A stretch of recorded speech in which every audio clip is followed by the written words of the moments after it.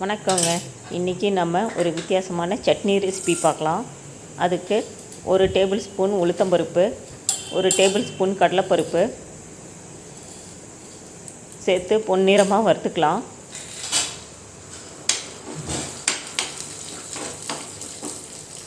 அது கூடவே நம்ம காரத்துக்கு தேவையான வரமிளகாவையும் சேர்த்து வறுத்துக்கலாங்க. வறுபட்டுருச்சு. இப்போ தனியாக எடுத்து வச்சுட்டு அதே பேனில் கொஞ்சமாக எண்ணெய் விட்டு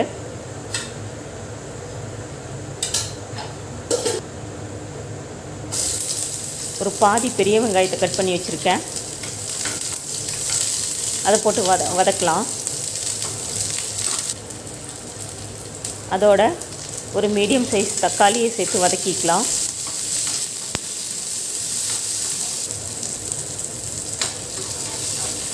ரெண்டும் சேர்ந்து நல்லா வதங்கினதுக்கப்புறமா ஒரு 5-6 பூண்டு பல் சேர்த்துக்கலாம். ஒரு நெல்லிக்காய் சைஸுக்கு புளி சேர்த்துக்கலாம்.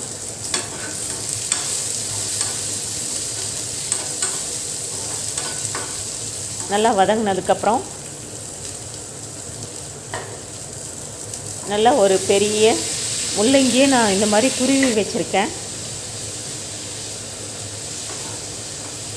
நல்லா பச்சை வாசனை போக வதக்கிக்கலாங்க.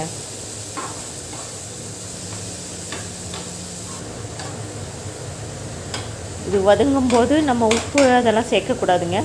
உப்பு சேர்த்தோம்னாக்க தண்ணி விட்டு எல்லாம் வெந்துடும். அதனால் இது எண்ணெயிலேயே வதங்கட்டும்.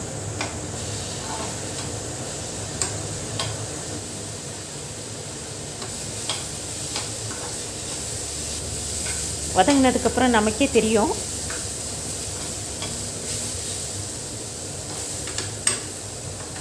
இந்த டைமில் எடுத்து ஆற வச்சிடலாம்.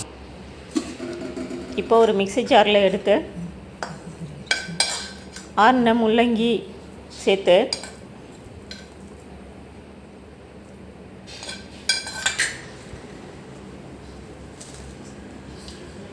நம்ம வறுத்து வச்சுருக்கிற கடலைப்பருப்பு, மிளகாய் இதெல்லாம் சேர்த்து